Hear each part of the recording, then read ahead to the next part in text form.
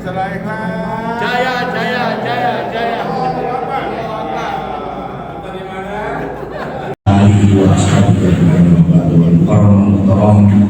Para ahli, para ulama, sekitar sahabat-sahabat saya, hampir semuanya kenal ya.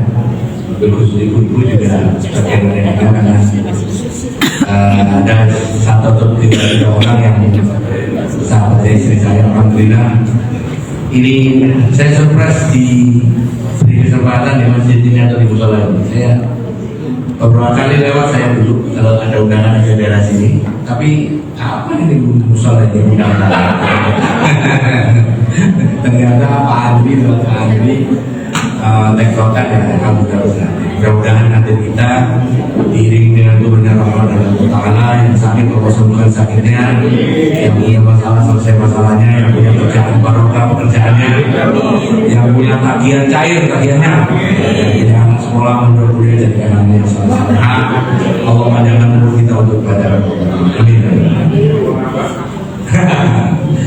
Jadi hari ini saya tadi sudah bilang sama Mas Andri sama panitia bahwa ini sesi satu ya. Di fikih musafir itu ada tiga sesi dan ada bukunya namanya buku fikih profesional. Dulu saya buat untuk Sekjen Kemenhan, zamannya menterinya Pak Yusril Toro ya. Jadi ini yang pertama itu terkait dengan thaharah dan sholat ketika safar.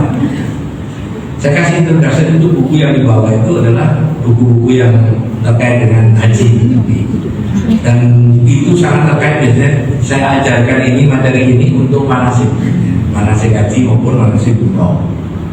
Saya alhamdulillah punya Agus Syarif Institute, salah satu bagiannya adalah sekolah haji umroh.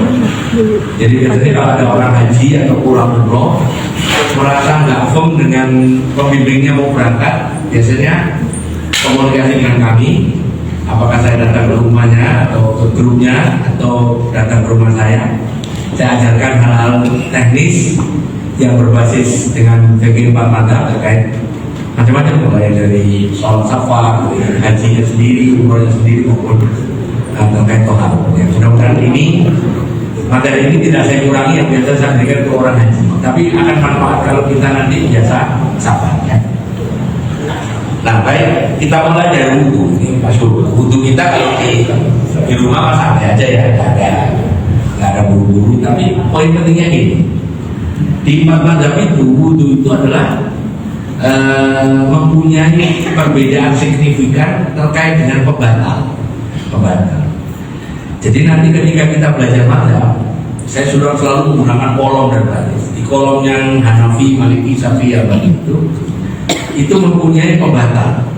Jadi di dalam fikih itu ada namanya qodiyah. Qodiyah itu di situ itu ada syaratnya, ada rukunnya, ada pembatalnya. Jadi once kita ngomong tentang madzhab, maka yang kita omongin satu qodiyah. Jadi nanti ketika kalau kita sudah tahu ini, maka kita boleh memilih dari empat madzhab itu qodiyah yang sesuai, yang kita cocok dengan keadaan. Sebutkan ketika umroh. Kalau misalnya wudhu dengan model Syafi'i, cirinya wudhu Syafi'i itu gampang. Ya laki-laki itu nggak pernah melepas peci, cukup begini. Terus paling set gitu. Pas kaki juga recek. Nggak ada gosok kan. Tapi kalau bapak ibu pergi ke Mekah atau ada beberapa masjid yang sudah ada tempat duduknya, itu wudhunya Maliki itu harus lepas. Dan karena nanti harus seluruh, kalau wanita separuh sampai sini, boleh dari belakang sampai sini, boleh dari belakang sini. Nah yang enak kalau kita sudah tahu qodiyah masing-masing madzhab itu, kita nanti akan tahu dari pembatal itu fungsinya. Bapak paham bahwa untuk tawaf itu orang harus, misalnya saya wudhu dengan cara Syafi'i, ya, terus istri saya wudhu dengan cara Syafi'i, atau saya nggak ngajak istri karena saya bimbing. Saya terus papasan sama orang Libanon yang pemilik yang pakai papasan, karena harus. Beliau kan Libanon itu pakai madzhab Hanafi yang ini nggak ditutup. Jadi kalau bapak ibu tahu orang Turki, orang Libanon, orang Syria, ini nggak ditutup ya. Kalau lagi kalau ibu tahu Syafi'i ini harus ditutup, nggak ditutup. Misalnya pas lagi begini, saya gola, batal saya. Berarti saya harus wudhu. Sementara jamaah saya kan nungguin saya kan, kacau. Itu kalau pakai Syafi'i mas. Tapi kalau pakai Maliki, saya ngajak saya kan nggak apa-apa. Jadi poin itu. Jadi kita ngomong qadiyah itu susunannya, syaratnya, rukunnya, membatalkan. Nah, saya ngomong wudhu di sini itu konteksnya kalau dalam konteks safar. Begitu kita ngomong konteks safar, maka cukup Bapak Ibu pegang yang wajib-wajib saja. Saya kira yang wajib-wajib saja. Yang wajib mana? Yang Mas Andri bisa di-share tadi bagi yang bisa ikuti lewat HP. Jadi Bapak lihat itu Hanafi itu yang atas sampai baca basmalah itu sunnah semua. Niat Maliki sampai wajib. Jadi kalau dalam konteks ibadah di madzhab Syafi'i Maliki yang termasuk ikhtiar. Kalau Bapak ketemu 4 madzhab ini, 2 mengatakan sunnah, 2 mengatakan wajib, maka pilih yang berat. Berarti pilih yang wajib. Itu namanya ikhtiar. Ikhtiar itu kehati-hatian. Terus siwak, kemudian kumur-kumur, basuh wajah. Terus wajib membasuh wajah. Nah nanti definisi wajah 4 madzhab ini beda. Di madzhab Syafi'i yang disebut wajah adalah semua bagian yang tidak ditubuhi rambut. Berarti semua ini sampai depan kuping ini, depan ini, batasnya ini apa? Nah ini di kuping yang maksudnya itu kalau kita lagi ini kita gini biar nggak gampang sakit kepala itu Syafi'i. Tapi kalau Hanafi yang dimaksud wajah itu sampai belakangnya telinga kan ada daging yang kulit yang nggak ditumbuhi rambut. Itu Hanafi. Makanya nanti kalau Bapak Ibu belajar Quran, ayat tentang wudhu itu Maidah ayat 6. Di sana idza kuntum ila shalah fasilu wujuhakum wa aydiyakum ilal marafiq wamsahu bi ru'usikum wa arjulakum ilal ka'bayn. Buyur atau basuh muka, tangan sampai siku, kepala, kaki. Nggak ada yang sama sekali kuping. Kalau kajian saya pertama saya katakan kuping itu muncul dari mana? Muncul dari definisi wajah dan kepala. Syafi'i mengatakan kuping itu adalah bagian dari kepala. Kalau Hanafi mengatakan kuping adalah bagian dari wajah. Baik, kalau Bapak Ibu lihat nanti kalau di Mekah atau di Madinah ada orang muncul langsung begini. Ini kuping yang membaca, saya pastikan dia bukan Syafi'i. Saya pastikan dia Hanafi. Kalau Syafi'i pasti begini, nanti setelah kuping terus gini. Nah orang Indonesia itu lucunya kuping itu begini baca. Kan saya bilang, coba pasang SSD begini. Masih ada yang begini. Ini nggak memenuhi yang benar, ini dimaksud itu diputar mestinya. Baik laki maupun perempuan. Jadi masuk membutuhin ini dong. Ini aja. Nah ini nggak ini. Ada yang betul. Coba deh. Saya karena anak-anak santri saya kan lihat kalau begitu apa gitu. Kau ini dong. Katanya ini lupa apa? Ini lupa apa? Bapaknya kan jadi ngerti sama jelas. Nah gitu ya. Jadi begitu kita ngomong kuping itu maka definisinya kuping itu bagian dari kepala atau bagian dari wajah. Makanya dia nanti habis muka masuk kuping. Kalau di Syafi'i habis dari kepala terus kuping pak, bukan kuping.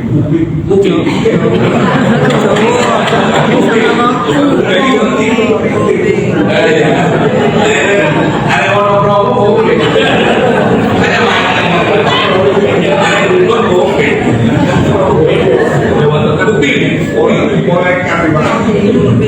Ya gitu ya. Jadi poinnya kemudian di situ basuh tangan sampai situ. Nah, saya mau konfirmasi, saya ingin tahu madzhabnya Bapak Ibu. Ibu Bapak kalau basuh tangan itu diguyur dari atas sini apa dari sikut ke bawah? Kalau itu dari atas ke bawah itu 4 madzhab. Tapi kalau dari sikut ke bawah ini Syiah.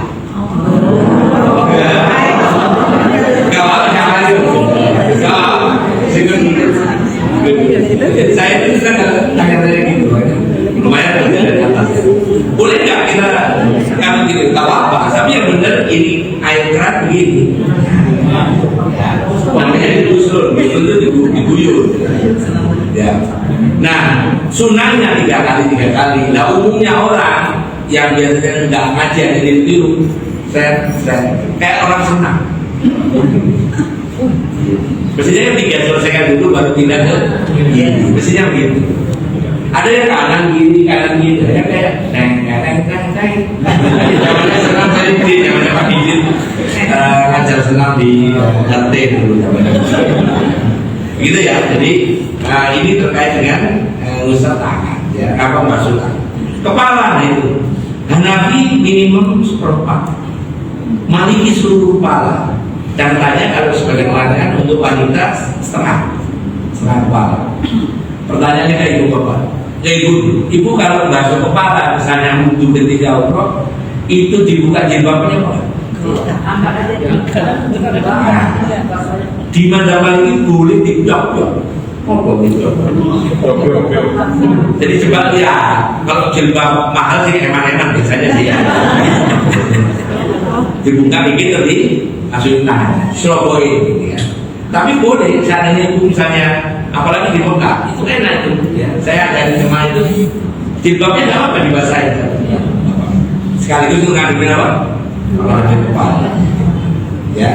Kalau sapi itu sebagian kepala, bukan sebagian rambut, sebagian kepala. Nah orang-orang Yunani itu begini kan, rambutnya batu ini ada. Saya kan sering kalau saya harus wujudnya. Saya kalau dikasih fasilitas kalau ceramah di tempat wudhu khusus Ustaz. Tapi saya wudhu bersama jamaah saya lewat, kok begini sih? Nah udah mau ngaji juga saya maksud itu saya ngaji. Ya jangan, mestinya di kepala di sini atau di sini, di kulit kepala. Jadi di roksu bukan syahrul. Kenapa logikanya bikin kok kulit atau kulit kepala? Karena semua orang pasti punya kulit kepala, dan semua orang punya rambut. Iya kan? Itu masalahnya itu kayak begitu. Makanya kurang juga benar kepala, lurus itu. Terus Hambali juga sama. Terus basuh kaki sama mata kaki wajib.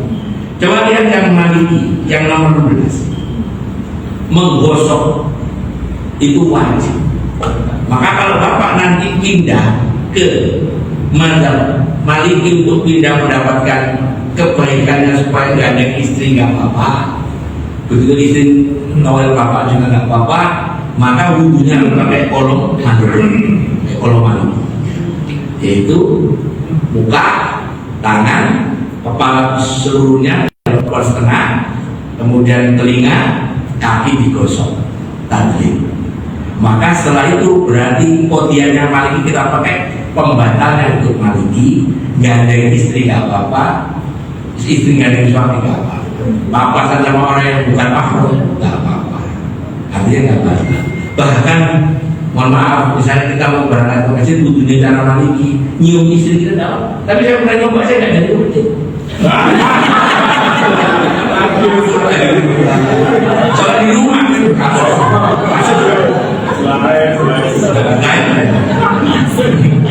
nah ini pembatalnya. Coba saya bilang ini Maliki nyentuh rambutnya apa? Tidak batal. Nah yang sering dipermasalahkan itu yang tidur ini, tidur ya. Tamakun itu maaf, ini padannya ini nempel dengan tepat begini. Kalau di Syafi'i orang yang tidur ini nggak berubah, nggak batal.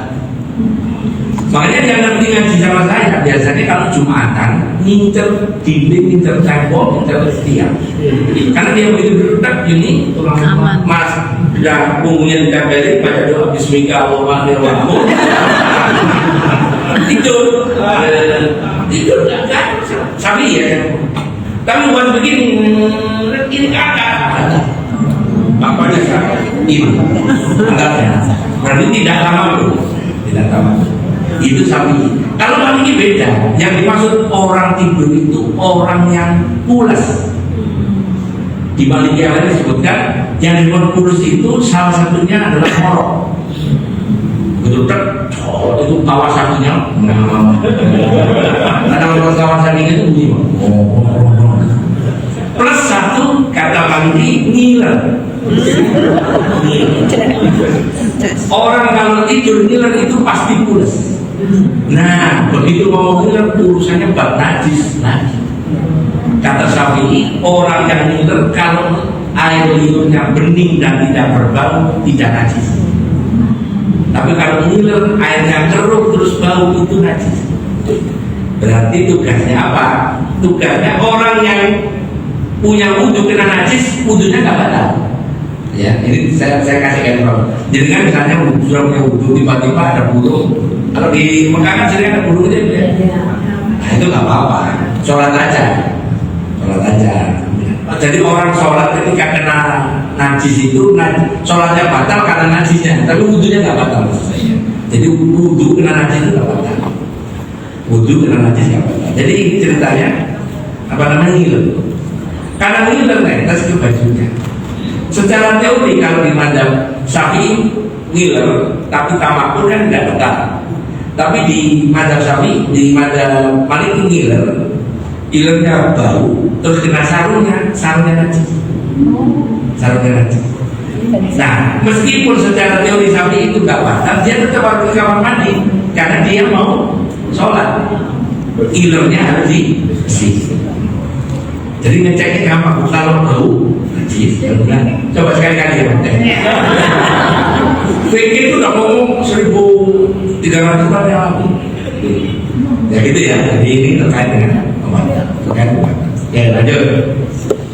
Sekarang ini saya cerita, saya pernah mengkritik di salah satu konten. Bikin ngajari wudhu pakai spray. Ya. Kalau ibu wudhu kan kalau pergi umroh kan dikasih betul ini. Ya, kayak gini lah. Jadi ini bapak tinggal beliin yang atas yang jatuh, yang semprotannya, itu juga bisa. Saya mau tunjukkan, kan tadi sudah tahu ya, wudhu itu niat, basuh muka, tangan, kepala, kaki ya. Ini pakai ini ceritanya. Ini saya cari, ini praktis banget. Ini misalnya ini isinya 300. Ini bisa untuk 2 orang. Jadi misalnya ibu patah, umroh, tawaf patah, langsung melipir aja ke makom Ibrahim itu biar nggak ketinggalan orang wudhu. Jadi niat terus disemprot. Nah ini yang poin pentingnya. Waktu nyemprot ini harus nanti Pak Nanang terus diterima. What is the meaning of the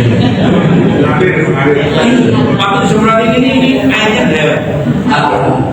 Iya kayak keringetan itu harus. Oke, sudah pekerjaan pertama selesai.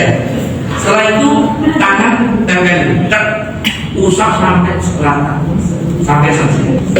Jangan pernah tempel tidak selesai ditarik, maka harus diulang. Karena begitu ini habis dilepas tempelnya jadi mustahil.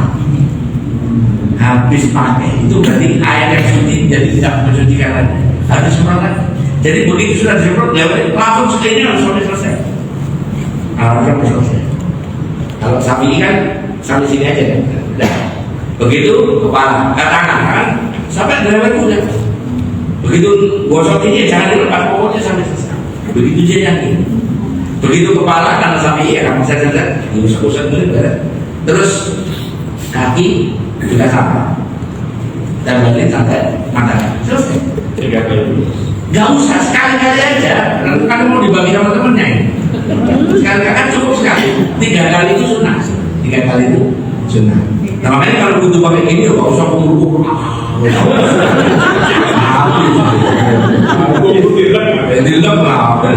Ini butuh entek.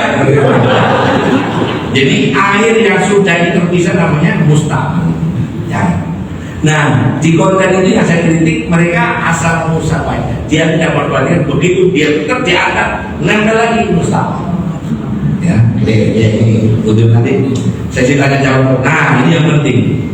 Ini sore saya ajarkan ke bapak ibu. Jadi kita itu kalau safar biasanya di rumah. Ini safarnya itu safar sunnah, safar ibadah, atau safar yang safar. Safar itu kan orang yang bepergian dengan tujuan tertentu. Dia bila pada jalan tertentu maka dia dapat kosong. Salah satunya nanti boleh kalau Ramadan dia boleh puasa, kalau sholat boleh jamaah puasa.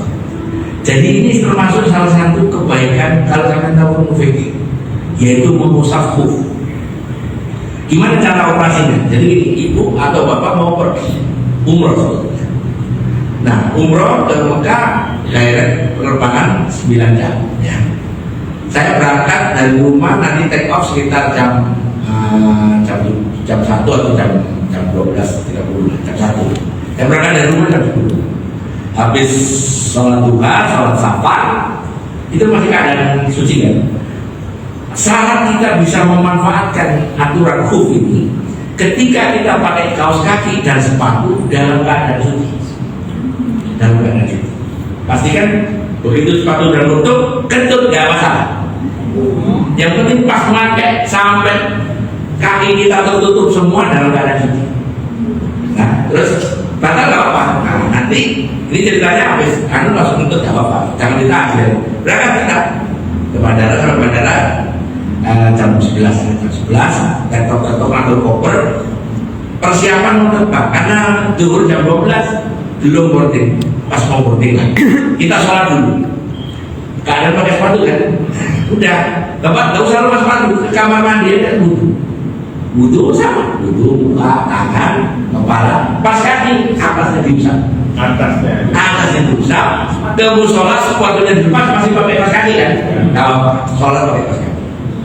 Jadi kalau saya lupa itu dulu atasnya nah atasnya seret digugar-gugar itu. Kenapa? Semua macam itu, semua macam. Yang dipermasalahkan sapi sama lainnya itu cuma kaos kaki. Apakah kaos kaki itu khuf? Di sapi kaos kaki bukan khuf. Kaos kaki bukan khuf. Kalau tipis. Tapi kalau pasang dengan tebal di samping juga, berarti rumusnya cari kaos kaki yang tebal. Ibu-ibu kan kadang-kadang punya kaos kaki yang transparan. Tidak, kalau di samping tidak dimasukin. Ya yang agak jarang-jarang itu ya, yang ada batik-batiknya, ada kayak gitulah. Saya sering lihat. Cuma gitu. Musuh ustadznya nggak boleh gitu. Ya, jadi seperti itu. Ini penting Bapak Ibu. Kenapa? Ya karena nanti ketika kita sudah terbang, nanti kita berlaku mulai. Ternyata kita sudah sholat qobliyah zuhur, kita sholat zuhur sama asar. Darat masih ada udah nggak ada isu. Ini ceritanya kita berangkat take off sebelum zuhur. Berarti jam 11 lewat take off ceritanya. Kita sudah pakai khuf, udah batal tadi ya. Sudah begitu di pesawat, tiga rumus. Di pesawat itu ada air. Begitu jarak dengan kita masih jarak sekitar 6.000 langkah itu masih ada air, tidak ada alasan untuk tayamum. Ini rumus. Pegang. Orang-orang Indonesia itu tak tahu dia belajar dari mana begini. Begitu masuk pesawat, tayamumnya pun ditempelin ke jok. Ditempelin ke jok terus. Itu tayamumnya nggak pernah sah. Dia bilang, itu tayamum yang nggak pernah sah. Karena tayamum di Quran disebut so'id dan thayyiban dengan so'id yang bersih. Ditambahin PG 4 baru bisa diaur-aurkan. Aur-aurkan boleh sebenarnya. Bisa diaur-aurkan. Berarti fisiknya debuan. Dulu saya kalau Bapak Ibu sekarang ke marketplace di Bazar dan di Shopee itu ada jual debu tayamum. Dan 5.000 aja. Ada coba cari.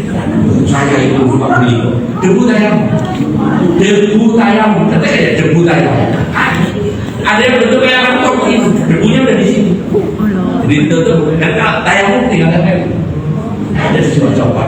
Saya ini kan dulu yang ini gara-gara orang yang pernah dengar ceramah saya terus jualan itu.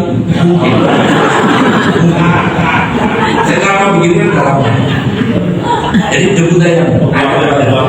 5.000 itu 7.000. Debu apa dari mana? Nah, ketika kita di pesawat, gak boleh tayamum dengan model ini. Kemenang sudah saya berikan catatan waktu COVID kan gak ada penerbangan, gak ada pemberangkatan. Saya bilang, tolong buku haji di Kemenang ganti kalimat gambar yang bolehnya orang tayamum nempelin tangan ke jok pesawat. Karena itu gak pernah sah. Kalau mau sah tayamum bawa debu atau pakai air. Nah, kombinasi hukum dengan air ini tidak tepat. Begitu masuk waktu misalnya sampai di Palembang zuhur, saya mau sholat zuhur sama asar jamaah kosong. Saya tinggal ke toilet, saya wudhu. Pas kaki kan masih pakai kaki, tidak atau pakai semprotan sambil duduk. Tidak usah pakai tayamum. Jadi tayamum itu Nggak pernah ada alasan ya. Kalau orang di pesawat saya nempel itu, apalagi kalau nempel itu punggung temennya, orang masuk pijet-pijetan malah gimana ya, jadi itu ya. Lanjut, ini itu tadi ada tapi syaratnya kapan itu batal? Kalau sepatunya bolong atau kakinya bolong, tiba-tiba bolong, sepatu mama bolong nggak masuk akal sih ya, misalnya. Atau sepatunya kena najis, berarti hati-hati kalau dilewet, hati-hati kalau dilewet. Atau dilepas, hilang. Kapan lamanya 3 hari?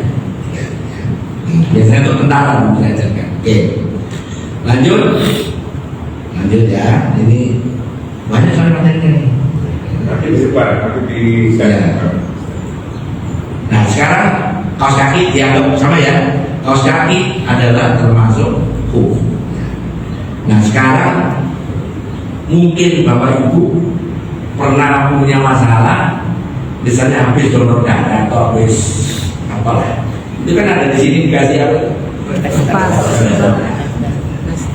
Atau mohon maaf, tangan terpaksa ambil mata terus digigit.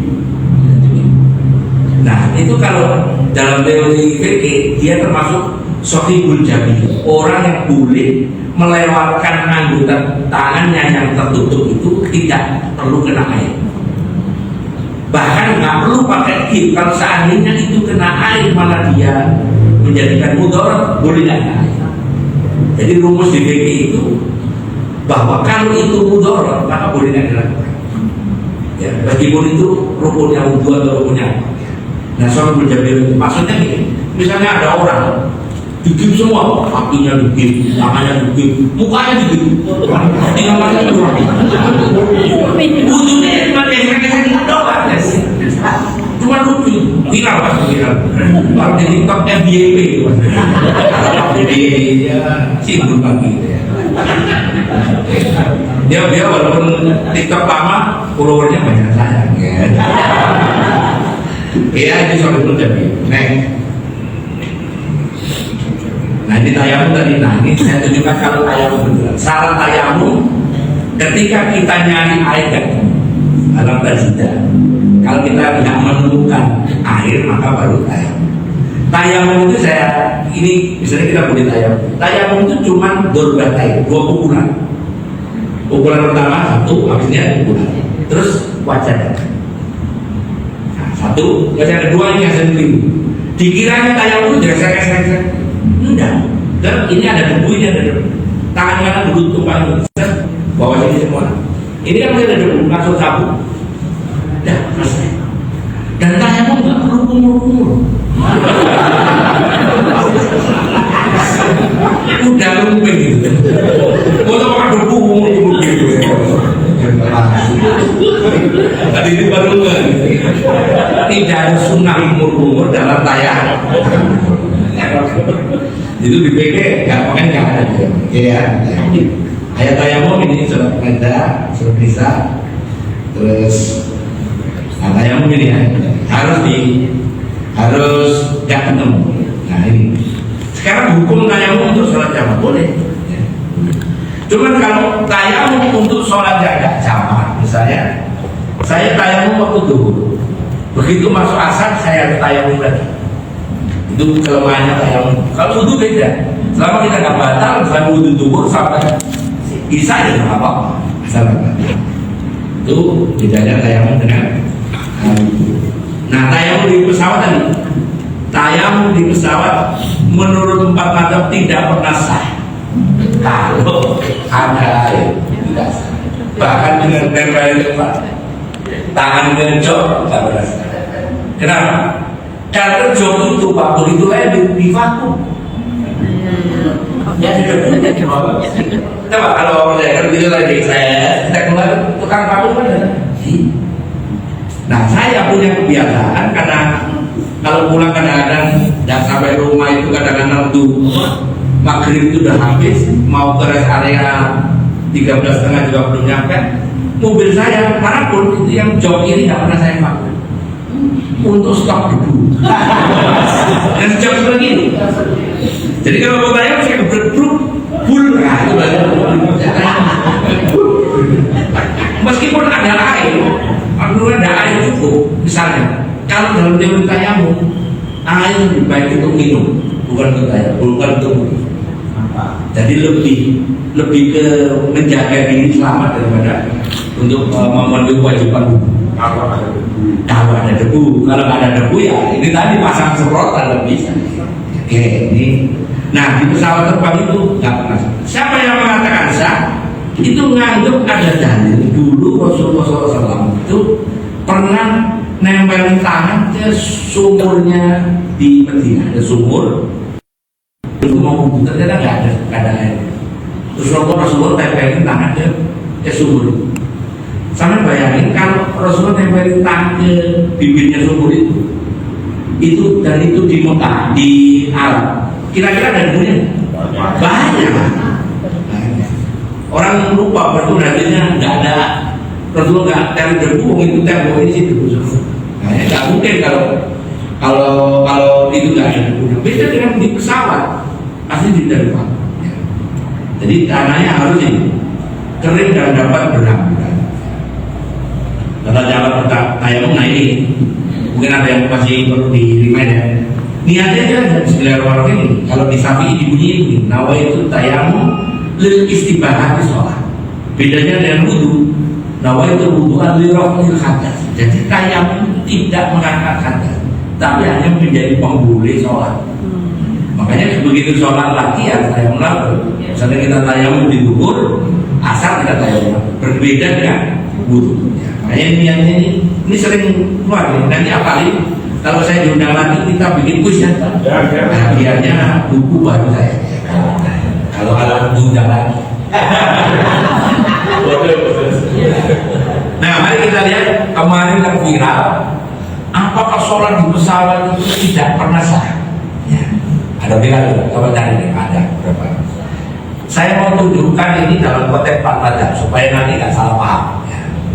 Saya selalu mengajarkan kalau kita safar, maka boleh kita itu pindah mata, intikal, ngambil yang gampang.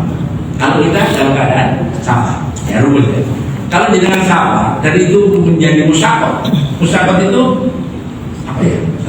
Keterbatasan atau jadi keberatan. Maka kita boleh ngambil madhab yang ringan. Saya tunjukkan madhabnya dulu ya. Nanti mana yang ringan itu yang Bapak Ibu boleh pilih. Kalau di Syafi'i, syarat sah sholat itu pertama ya harus istiqror, kakinya nempel tanah. Syafi'i ketika menetapkan hadis awal dalil ini tidak serta-merta beliau berdasarkan hadis. Rasulullah itu dulu kalau naik onta, begitu masuk waktu sholat beliau turun fa'azala min rafilati, turun dari tunggangannya. Fa'abal kiblat, kemudian ngadep kiblat sholat. Berarti di situ hadis itu ngomong sholat itu kakinya nempel tanah, dadanya ngadep kiblat. Ya. Hadis ini sahih di Bukhari ada, di Muslim ada, di Tirmidzi ada. Berarti kalau kita ittiba Rasul, kalau kita naik kendaraan apapun masuk waktu sholat turun, wudu atau tayamum misalnya, terus sholat menghadap kiblat. Menghadap kiblat dalam ilmu fikih 4 mazhab maupun satu Ja'fari yang wajib tetap nggak boleh berubah dadanya. Dada ini kalau ibu sholat atau bapak sholat salam nih ya, assalamualaikum misalnya ini. Salam pertama itu masih sholat ya. Terus karena mentang-mentang badannya rapi, perutnya nggak terlalu tebal kayak saya, assalamualaikum. Assalamualaikum. Ini dadanya itu ada pesan batal tuh. Makanya syukur kayak saya kan susah aja.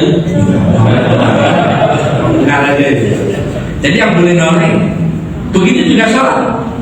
Sholat mohon maaf, Bapak sholat ini nanti kalau kita belajar sholat ya. Ini karena kita mau sampai saya nggak bahas sholat ini. Terus mohon maaf, roda malah nunggu sholat di samping roda. Terus dari nggak apa. Tapi itu masa saya sakit. Bukan beneran, bola sudah sholat.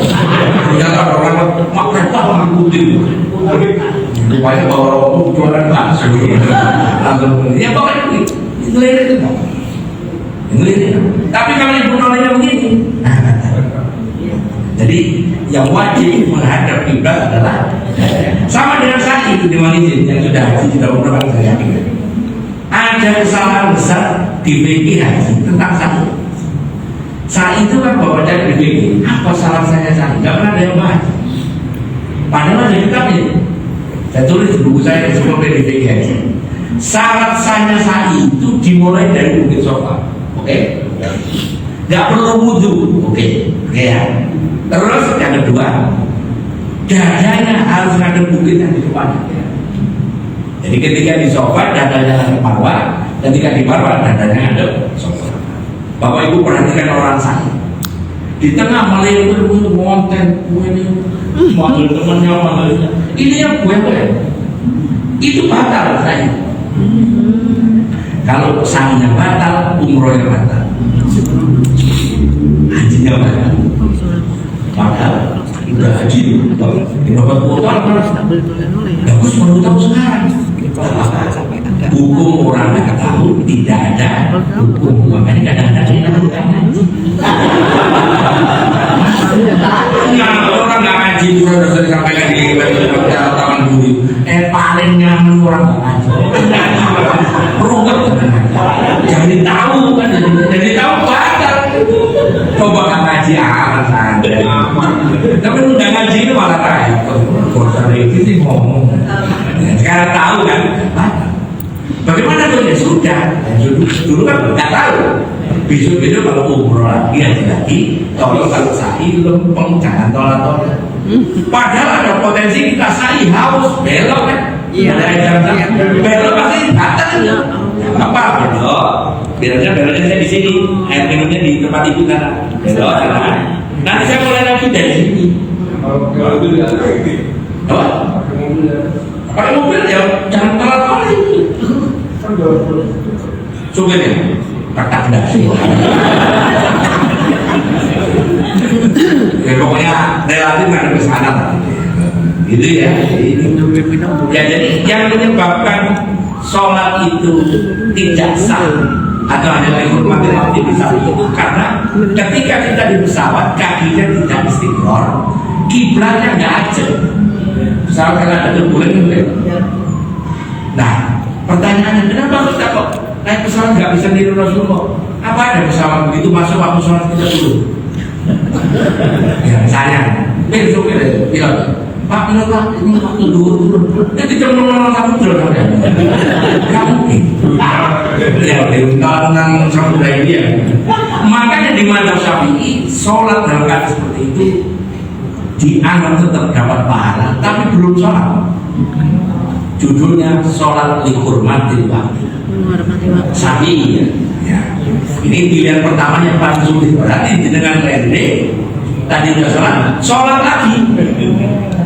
Saya biasanya begitu landing asar nanti satu jemaah ini masih dapat waktu asar saya biasanya ke Madinah dulu baru saya ke masjid untuk sholat asar, sholat zuhur, sholat asar biar dapat pahalanya satu rakaat 1000 contohnya di masjid. Tapi ini termasuk yang berat. Bagaimana menurut imam yang lain? Menurut imam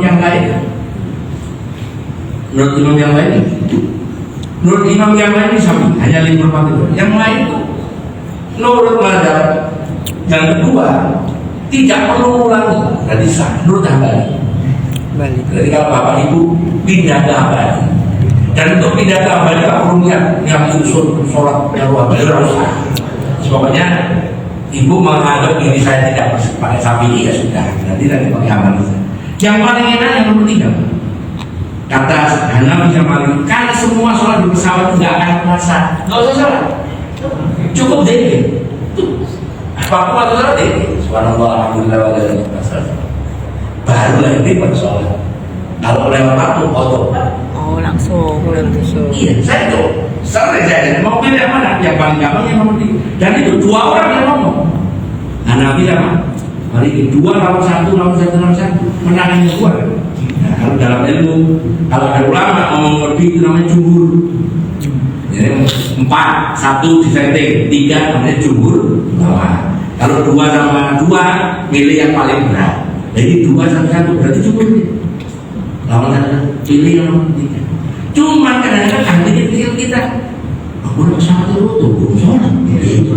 Persoalan jatuh kan gitu. Akhirnya sholat. Makanya saya walaupun likur mati-mati, saya tetap pilih sapi anak saya. Jogo. Sama tahu pesawatnya dilewat gitu. Hanya dulu ada guyonan. Kenapa sih pesawat itu kalau turun ini kok ke bawah? Pilot di rekaman. Saya pernah ceramah di Garuda.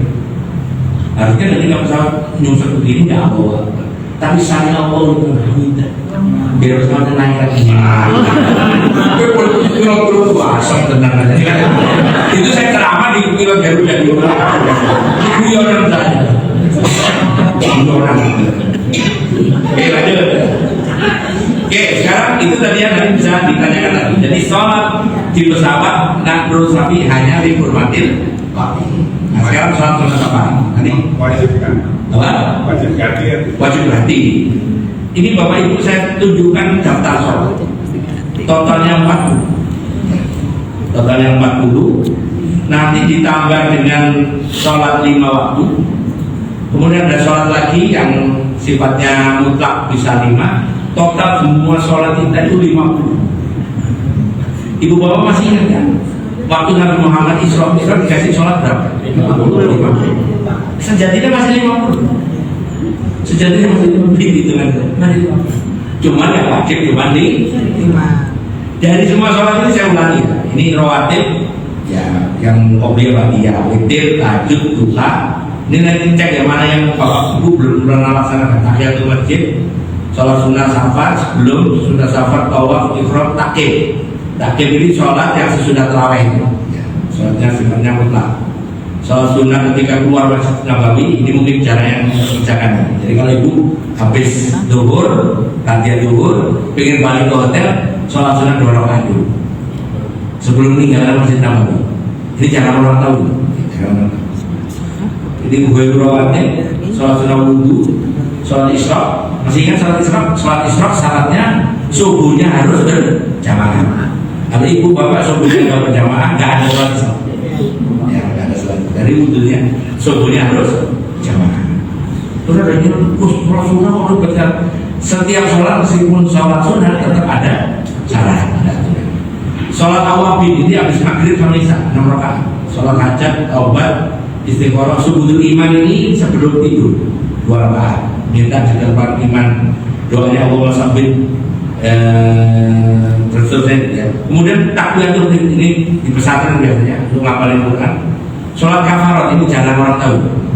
Sholat kafarat itu misalnya ibu bapak habis debat yang seru lah, dan itu merasa salah, maka harus sholat kafarat.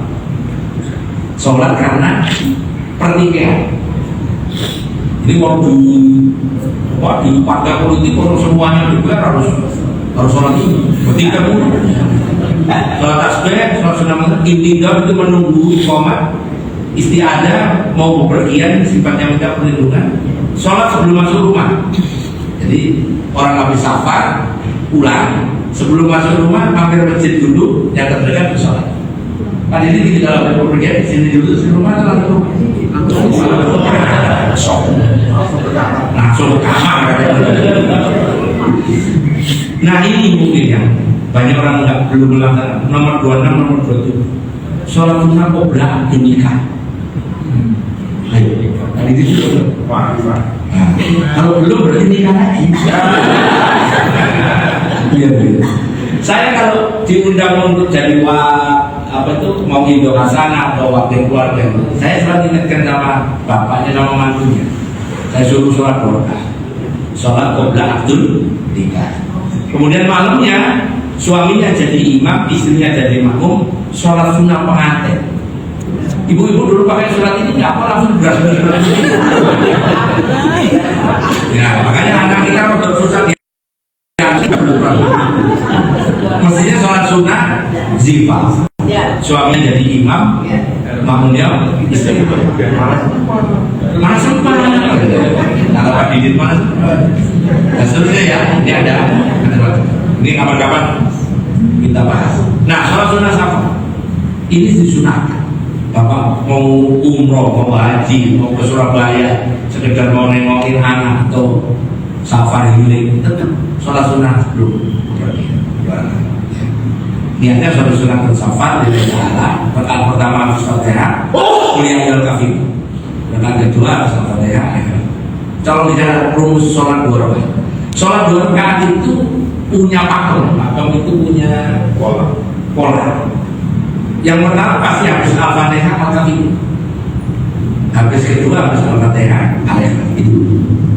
Ibu sholat tahiyatul masjid juga begitu, sholat wudhu juga begitu, sholat taubat juga begitu, sholat istighfar juga begitu. Pokoknya kalau 2 rakaat itu. Bahkan Nabi itu kalau sholat tahajud itu kan 8. Yang 2 pertama itu Nabi kalau sholat tahajud, rakaat pertama habis Al-Fatihah keluar, yang kedua habis Al-Fatihah habis Al-Fatihah kuliah al-kafirun, yang kedua habis Al-Fatihah keluar. Cuman bedanya yang 34, 56, 78. Rasulullah 34-nya Al-Baqarah utuh. Pak Didi punya alif lam terus Bismillahirrahmanirrahim aja. Ya utuh juga, tapi ujung-ujung enggak apa-apa juga. 56 Ali Imran utuh. 78 Al-Mu'min utuh. Makanya Rasulullah itu dari jam 1:30 sampai jam 4. Kata Ibu Aisyah, lantas al-anfusihina waktu ini jangan bertanya panjangnya sama bagusnya sholat. Terus tiba-tiba kita mau paling niru Nabi ya Allah. Sholat tahajud mau ambil mukameng, bener nonton bola. Mana itu sedih. Itu sholat nggak khusyuk. Iya, ini sholat sama. Nah sekarang ini yang penting jamaah kosong. Jadi saya perlu jelasin. Barangkali ada yang belum terlalu firm dengan jamaah. Sholat jamaah kosong itu di madzhab 4 ada perbedaan. Yang membolehkan menjamaah kosong secara utuh itu cuma 3 madzhab, Maliki, Syafi'i, Hanafi itu sholat jamaah kosong itu konteksnya haji. Karena contoh dari Rasulullah hanya waktu haji. Sedangkan yang lain enggak. Nah, Bapak Ibu lihat, semua sholat jamaah itu dikerjakan di Arafah, Musdalifah. Qashar bagi orang yang melakukan perjalanan hukumnya wajib harus kosong. Tapi kontennya haji. Kalau di Maliki, Syafi'i, semuanya terkait dengan safar atau sakit atau hujan atau haji. Itu sholat jamaah atau sholat kosong. Rumusnya kalau orang sudah bisa mengkosong sholat pasti bisa dijamaah. Tapi kalau orang bisa menjamaah belum tentu boleh kosong. Ada bedanya. Jadi sholat itu kalau bisa dikosong pasti bisa dijamaah. Makanya jarak untuk boleh kosong disebut masafatul qasr. Jarak bolehnya kosong. Berarti kalau jarak bolehnya kosong maka boleh jamaah. Kapan orang boleh jamaah mesti tidak kosong? Kalau ada kepentingan yang mendesak. Contoh, ibu bapak pernah jadi pageran bagus? Iya. Pageran bagus ya. Ibu muat datang jam berapa muat? Muatnya jam berapa? Subuh ya? Muat yang orang-orang yang ngorot di pakai speaker begini. Habis jam 9 ya. Begitu acara akad nikah sudah selesai, jam 11 mulai acara pestanya. Biasanya kalau kontrak gedungnya nggak lama itu jam 2, ternyata masih banyak tamu masih datang, masuk asar. Maka kalau ini di madzhab Syafi'i ada satu kitab namanya kitab Hasyiah Bujairah. Kalau itu tidak tiap hari, ibu ketika masuk waktu zuhur niat ini, saya jamaah akhir. Bapak ini begini, misalnya nggak bisa ditinggal di mana sih? Tamunya tuh jenderal bawa bedil, kan? Ya ini udah begitu masuk zuhur, saya niat jamaah akhir. Ingat, kalau jenengan sholat jamaah akhir, niatnya harus di sholat pertama. Kalau bapak ibu misalnya jalan ke satu kota, kemudian sudah masuk zuhur, nggak pernah ngomong ini kita mau jamaah akhir kok enggak. Tiba-tiba sampai di Bandung misalnya jawab asar, itu sholatnya nggak sah. Dianggap kita lalai sholat. Jadi jamaah akhir itu niatnya diniatkan di waktu pertama, ya. poinnya ini. Jadi ibu bapak mau jamaah takhir, misalnya naik mobil, kita ramai kalau saya bawa jemaah di bis biasanya kalau kita kalau umroh itu kan, misalnya saya zuhur belum sholat, bapak ibu ini sudah masuk zuhur, nanti kita sholatnya di rest area saja 14, itu boleh. Karena saya dan rombongan sudah berniat akan sholat apa? Jamaah takhir. Kalau tiba-tiba langsung jamaah takhir itu tidak sah, jamaah takhirnya tidak sah. Baru tahu sekarang nggak apa-apa, kerja dulu ya. Tapi sekarang udah tahu ya bahwa jamaah takhir niatnya di waktu yang pertama. Kalau jamaah takdim nggak masalah ya. Jadi di situ termasuk salah satunya orang safar, orang yang tadi ada keperluan boleh. Jadi ketika mantennya di waktu zuhur ibu bapak dan saya lihat jamaah takhir. Begitu selesai acara, ternyata masih zuhur, jangan dieksekusi, tetap salat dulu. Ternyata itu pengantinnya sudah selesai, apa acaranya sudah selesai. Sekarang asal jam 3 baru. Nah, udah, ternyata jam 3 selesai, beres-beres, langsung duduk, tetap jangan melaksanakan jamaah, tetap duhur sama duhur dulu, baru nanti setelah lagi sekitar menit lagi asar, jangan dieksekusi. Ya, mepet. Nah, dulu ada case Rasulullah itu pernah nyuruh sahabat itu sholat di ujung waktu. Di ujung waktu itu di ujung duhur, terus kemudian nunggu sebentar waktu asar. Itu namanya dibikin namanya jamak suri, seperti jamak, tapi dia memetin waktu duhur di ujung, mengerjakan asar di waktu awal. Mirip jamak, habis duhur di ujung masih waktu duhur, kemudian boleh kalau memang itu ada keperluan. Tapi kalau bapak ibu sengaja mundur waktu, sebutlah sholat asar. Sholat asar itu kita ada waktu namanya waktu makruh, ada waktu haram. Misalnya ibu bapak sholat asar sepedaan atau main padel, itu waktunya, ayo sholat, saya nyambung, mataharinya terus, nah mataharinya kuning. Ibu sholat, bapak sholat, itu sholatnya sah kali makruh. Sholat asarnya sah tapi ternyata tambah malu warnanya mataharinya merah. Itu sholatnya sah tapi haram. Ada nggak? Beda dengan ibu bapak pulang dari Bogor atau pulang dari Bandung, mau sholat belum bisa, di rumah masih dekat lagi. Ternyata di beberapa jalan diperbaiki, akhirnya sampai rumah mataharinya udah merah. Bahkan ketika wudhu, begitu Allahu Akbar, dengar adzan, terusin asar, itu boleh. Orang yang angkat takbir ketika masih waktu asar, setelah takbiratul ihram terus bunyi adzan, sholat asarnya masih sah. Tapi ini jangan tiap hari. Jangan tiap hari. Kalau malaikat mau itu nggak benar. Kalau sendiri begini biasa. Kalau kebiasaan. Ini caranya boleh madzhab Syafi'i 86 atau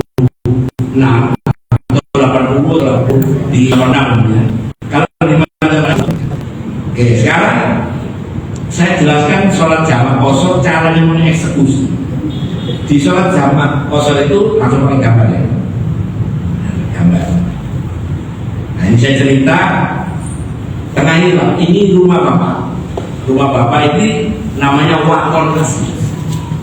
Waton asli itu bukan base-nya KTP ya. Bukan. Bapak memang tiap hari tinggal di situ.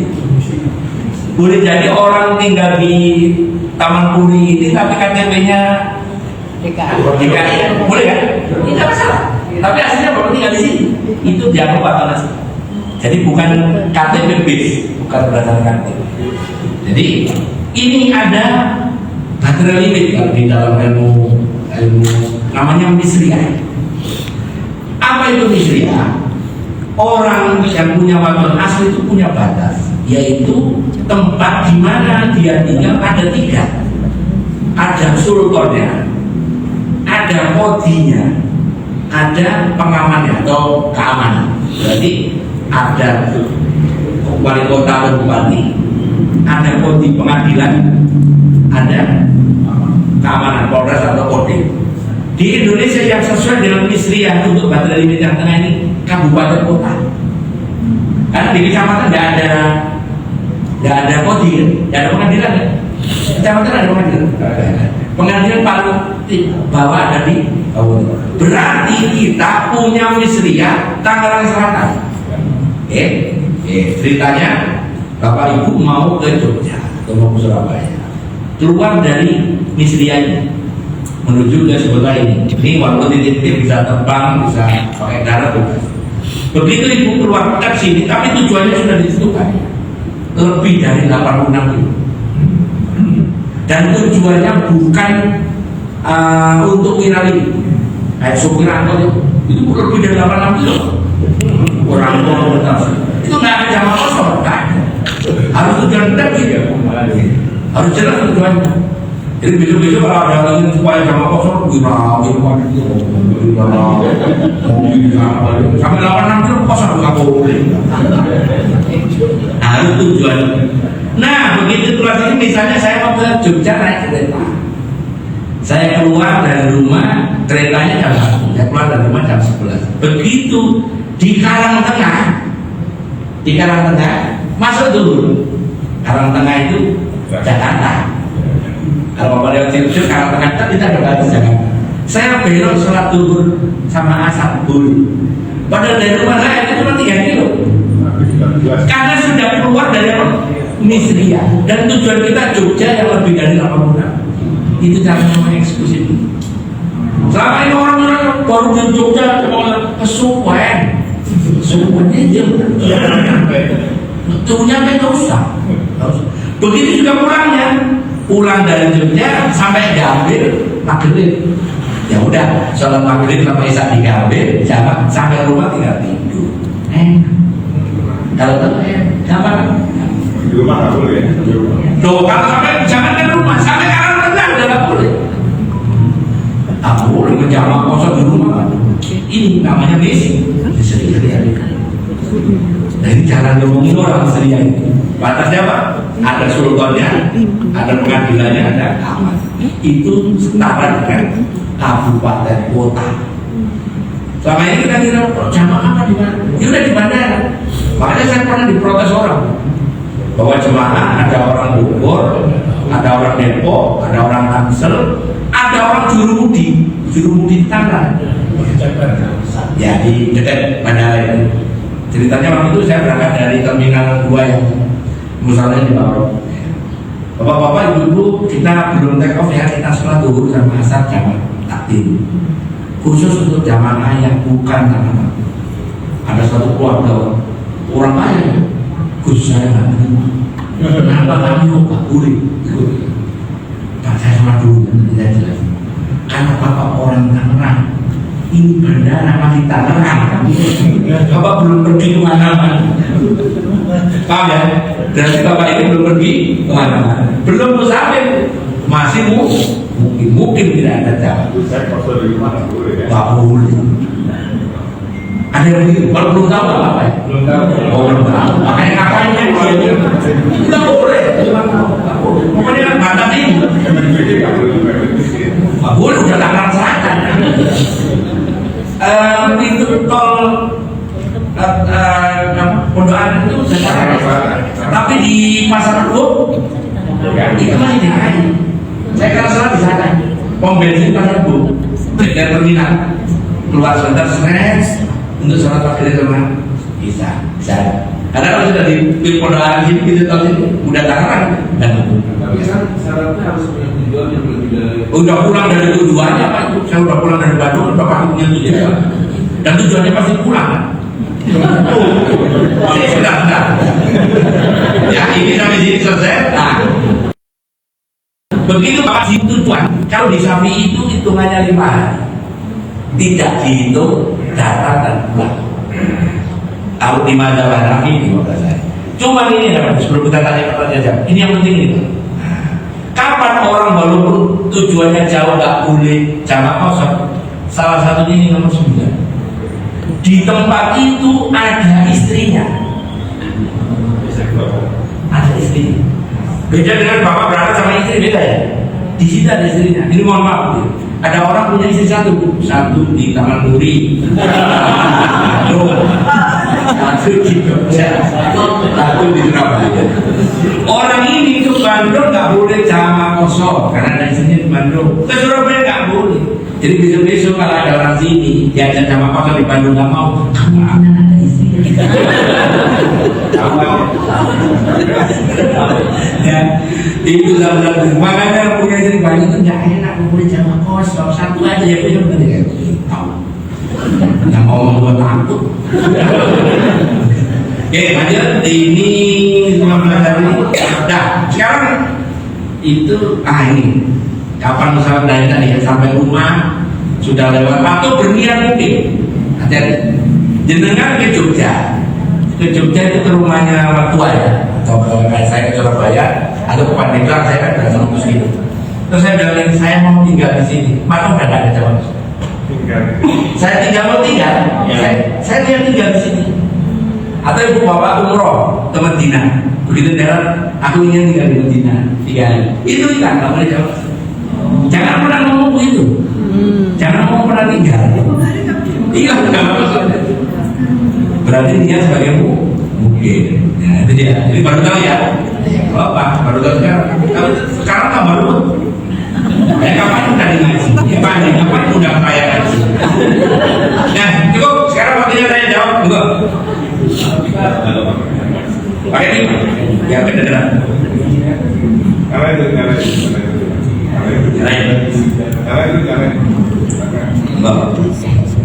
Sudah ada tambahnya.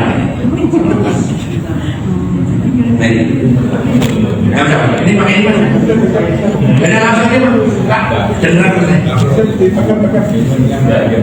juga tapi enggak. Oke, Mas. Saya kayak mana Bapak? Salam dulu. Dia nanti. Bismillah. Assalamualaikum warahmatullahi wabarakatuh. Pertanyaan simpel Ustaz. Kita dalam perjalanan sebelum zuhur, katakan sebelum zuhur ya. Ternyata di tol entah kenapa macet 4 jam.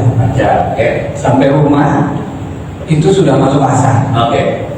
Sementara di tengah jalan kita nggak bisa sholat.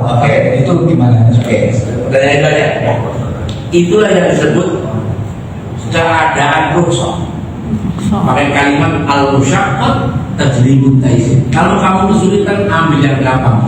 Yang gampang ternyata kita sudah kelewatan waktu duhur, sampai rumah duhur yang dikodok terus sholat asar on time.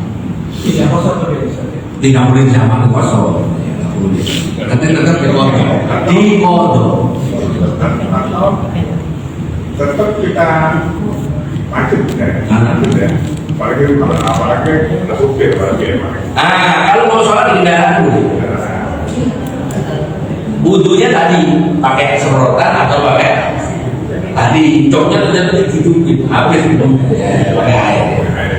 Tapi kalau yang paling kita sendiri ya kodok, kita nggak bisa kemana-mana. Atau berhenti di sini oleh ditangkap polisi pada kena hilang Pak. Itu langsung viral ya. Ya boleh kan bisa begitu. Tapi kalau seperti itu wajib sholat lagi nggak sampai gitu. Enggak. Kalau yang tadi ya. Walaupun nggak semula kalau kita Iya tadi pindah ke punyanya lagi kan sah. Nah terus kan terjadi. Karena atau mungkin belajarnya di bawah. Bisa atau coba. Nah, maka itulah kenapa harus diulangi di rumah. Kan tetap sholat pada waktu. Iya. Tapi sholat lagi ulang. Foto. Kecuali bapak sudah turun pasti. Ya. Karena itu kan tidak ada. Ya. Reaktif ya. Nanya sendiri, jawab sendiri ya. Sama dengan pesawat. Iya. Pesawat tadi kan Iya, tidak aceh gitu. terus gimana? Iya sama. Ya sholat tapi turun juga. Jawab sendiri. Ada lagi ibu mungkin ada saya komentar. Assalamualaikum warahmatullahi wabarakatuh. Waalaikumsalam. Saya mau tanya masalah wudhu. Ya. Itu kalau biar aman ya, untuk wudhu itu bagaimana kita ikutin 4 masa wajib semuanya itu. Campur aja. Boleh nggak? Oke. Repot. Bapak wudhunya nyampur 4 masa boleh, tapi pembatalnya pasti salah satu. Oh, jadi ada Jadi satu kodiah itu tadi syaratnya, rukunnya, pembatalnya itu satu paket. Berarti kalau bapak kapan nyampur ambil aja satu, karena punya Maliki. Maliki di bawah kiri kanan juga kena, sama. Tapi nggak perlu dicampur. Jadi kalau dicampur itu nanti memilih pembatalnya yang mana yang tadi? Yang satu aja supaya dapat Maliki, supaya apa? Nyenggol istri nggak batal. Ini pembatalan sama ini satu paket. Tabelnya satu terus. Ini bisa dipakai itu. Nanti sama nanti kalau pas di Unawati saya ada hadiahnya buku yang sini. Jamaah takhir itu sholat apa duluan? Sholat jamaah takhir kalau bapak memang sholat sendiri, ya sholat duhur duluan. Tapi kalau jamaah kita kadang-kadang sholat mau jamaah takhir, kalau maghrib di masjid itu sholat asar duluan. Ikut sholat jamaah di masjid itu terus kita sholat duhur. Benar ya? Benar ya? Jadi sholat jamaah takhir itu sholatnya boleh nurut urutan, boleh nurut kepentingan karena kita ikut jemaah di masjid tersebut. Nama pribadi. Ya dulu, silakan. Itu kalau mayat itu kalau dalilnya dia berwudu itu harus berwudu. Mayat kenapa diwudui? Nah, terus satu tuh kalau itu pak kalau misalnya sampai kena air mata segala macam itu baru. Oke, ini bab mayat ya. Ini bagus pertanyaannya.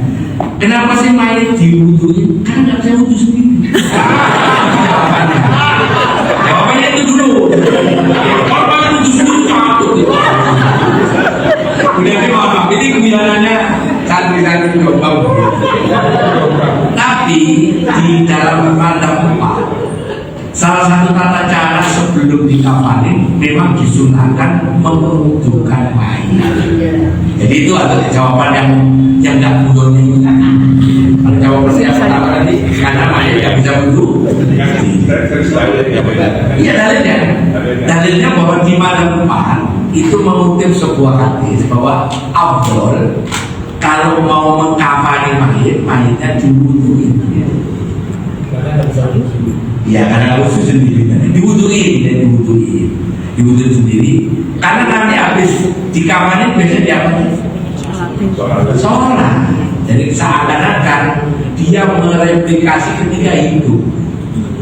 Wudhu dulu terus sholat.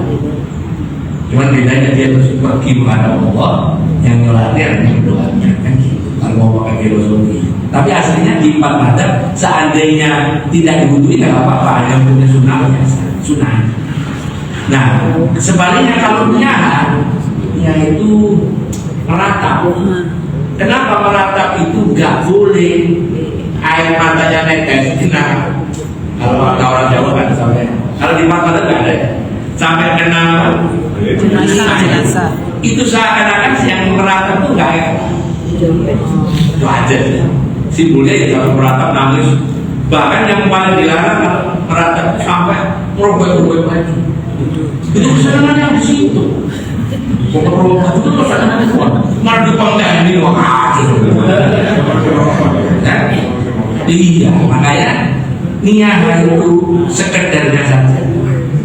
Kalau bahkan kalau saya kalau mau nangis jangan deket-deket mayat. Karena mayat itu tahu siapa yang takziah, tahu siapa yang mandiin, tahu siapa yang ngapain, tahu siapa yang ngalamin, tahu siapa yang kubur. Tapi sama jangan nanya saya. Sama-sama belum apa sama tahu. Makanya sering saya baca di fikih 4 mazhab urutan imam untuk sholat jenazah itu agak sedikit berbeda. Kalau di Syafi'i itu afdal pemimpin. Pemimpin itu ya di situ ya RW, RT, Pak Lurah, Pak Camat. Kalau di 3 mazhab afdal keluarga itu yang memimpin. Anaknya, pamannya, saudaranya. Misalnya nggak ada anaknya masih kecil, pamannya juga nggak ada, langsung pemimpin. Banyak pemimpin di kompleks seperti ini itu kalau mau jadi RW tolong masukin syarat jadi RW harus bisa ngimami sholat jenazah. Tapi itu belakangan nggak penting banget dalam bab jenazah, tapi nggak penting dibakar. Karena habis itu baru imam rawatib. Berarti Pak RW di sini harus sampai mana? Berarti berarti aman. Kalau RW-nya laki-laki, imam. Kenapa sih kok penting-penting bapak pemimpinku bisa siapa tahu nggak ngerti terus sholat jenazah rukuk kan tahu dele yang lain. Pak itu tahu. Jadi benar ya. Jadi dalil terkait wudhunya mayit itu sunnah. Sedangkan niyaha meratap sampai keluar air mata bahkan sampai kena ini memang nggak boleh, haram. Makanya dari sini ceritanya termasuk apa ya, niyaha yang terlalu berlebihan sampai mohon maaf, saya pernah tinggal di Medan itu sampai disuruh nangis disuruh nangis menampakkan kecintaan. Saya nggak tahu di sini ada beberapa suku yang tapi Mayitnya ikut nangis ya? Mayit menangis. Kira-kira ini. Lanjutnya yang lain. Kalau ada di luar tema boleh. Di luar tema. Assalamualaikum Ustaz. Waalaikumsalam.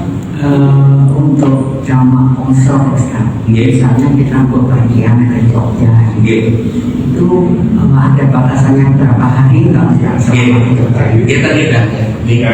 Ini batas waktunya kalau di Madzhab Syafi'i tiga hari datang pulang nggak dihitung. 3 hari datang pulang nggak dihitung. Kemudian dia paling lama punyanya Hanafi 15 hari datang pulang nggak dihitung. Terus kalau kita umroh itu mana yang lebih bagus Ustaz? Karena kalau pribadi sebaiknya kita jangan. Kalau waktu di Medina ya. Iya. Saran saya sih kalau di Medina kalau mau jamaah qashar ya boleh aja. Cuman eman-eman. Iya. Sholat di masjid itu berapa? 1.000. Kalau di Mekah 100.000. Gimana? Makanya rata-rata orang Indonesia kalau kesana pakai neraka.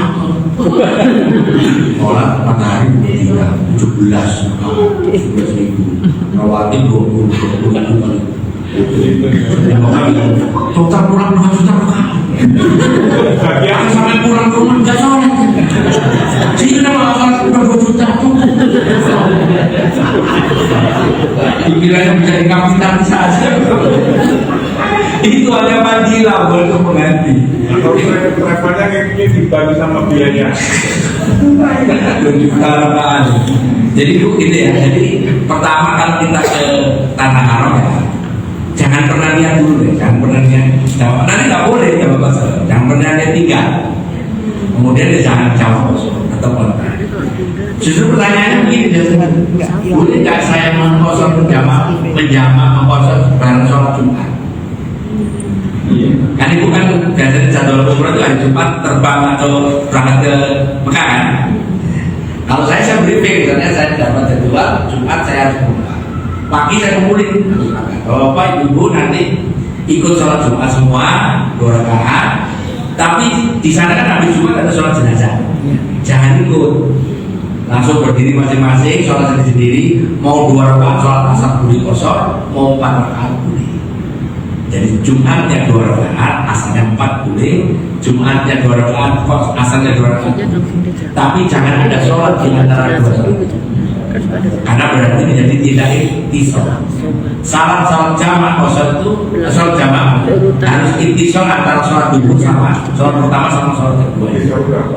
Ittisal itu nyambung. Gak boleh ada sholat lain. Ba'diyah, sholat jenazah. Jaraknya 2 rakaat. Jaraknya antara sholat pertama kedua jangan terlalu lama. Misalnya Bapak habis sholat dulu nunggu ngopi dulu terus sholat lagi. Bukan kaitan itu. Jadi habis sholat dulu misalnya saya zikir dulu. Nah, zikirnya sepanjang itu 2 rakaat nggak boleh, jangan terlalu lama. 2 rakaat itu ukuran siapa? Ukuran umumnya sampean. Ternyata sampai ukurannya cepat kan? Berarti zikir akan lama hilang. Saya 1 rakaat itu konten. Ya itu 1 rakaat 15 menit. Itu habis takbir ngopi. Saya bukannya 2 rakaat ya. Ittisal itu lamanya panjangnya 2 rakaat. Jadi sekira kita 2 rakaat antara zuhur asar, bapak nggak ngapa-ngapain, nggak segera lanjut sholat asar, maka itu nggak boleh gitu, jamak begitu. Ada kekuatan pikir itu sebenarnya. Nggak usah langsung dikirnya sudah sholat kedua, dikirnya sudah sholat kedua, kan gitu. Kenapa? Kalau sholat ini harus sunat, sholat imam. Saya kalau imamin paling sunat, dan nggak usah pakai kawat.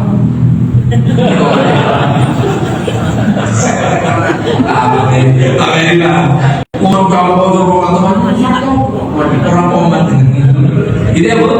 Ya mau benar nih. Satu lagi Pak, ini kalau di tanah suci itu Pak, kalau berbatal kan udah situasi udah nggak mungkin mandi itu sebenarnya boleh nggak pakai semprot-semprot atau ini tayamum? Tayamum jelas nggak perlu di masjid terlalu banyak air. Ini ibu sholat nggak lagi tawaf, lagi nungguin asar, mau ke depan karena kejauhan, udah ambil aja botolan begini, mepet ke dispenser, misalnya nggak mau semprot, udah ini aja, buka tangan, walaupun di sini, kaki.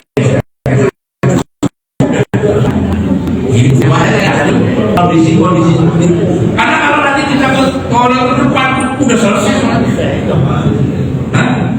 ya, gitu ya. Lagi sama bapak ya, ada, nggak mungkin. Pakai mic.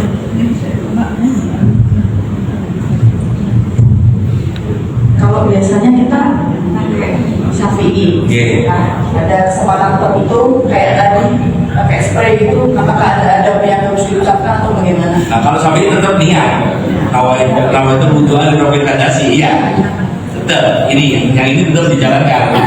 Tapi kan pakai niat ya, ya pakai itu dijalankan. Lihat ya, jadi Syafi'i itu cirinya semuanya ditalafut. Talafut itu dibudikan. Kalau wudu nawaitul wudu'an di rafil hadats lillahi ta'ala, tayamum nawaitul tayamum di hadats sholat lillahi ta'ala, kalau sholat usolli fardhon usolli sunatan, kalau usolli nawaitul ghusla li rafil hadats akbar minal junub lillahi ta'ala. Kalau misalnya haid nawaitul ghusla li rafil hadats akbar minal haid lillahi ta'ala. Niatnya. Bagaimana kalau hafal? Ibu baca terjemahnya kalau mati bahasa Indonesia tapi kalau mati aja karena malaikatnya udah nggak malaikatnya nggak ada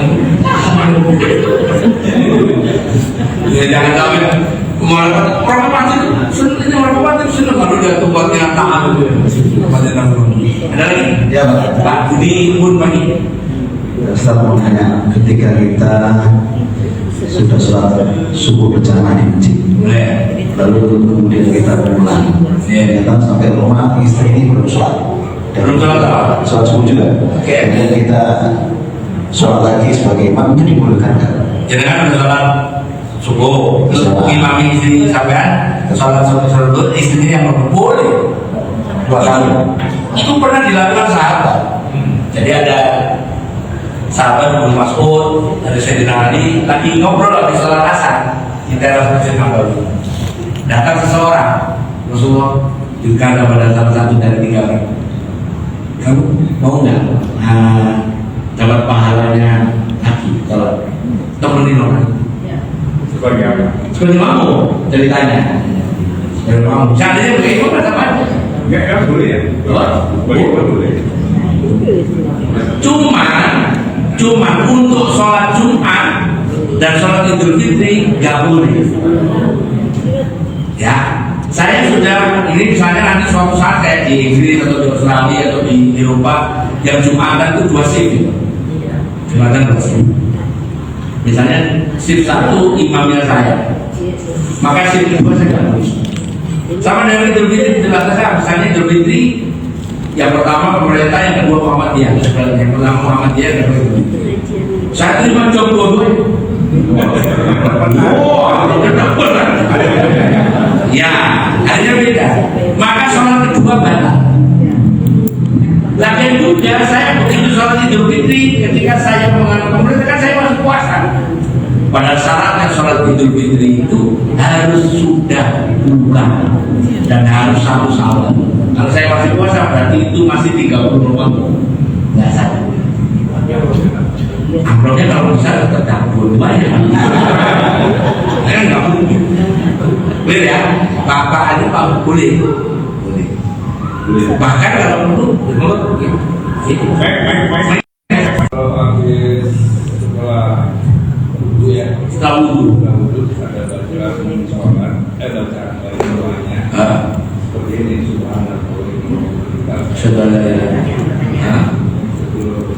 penutup majelis.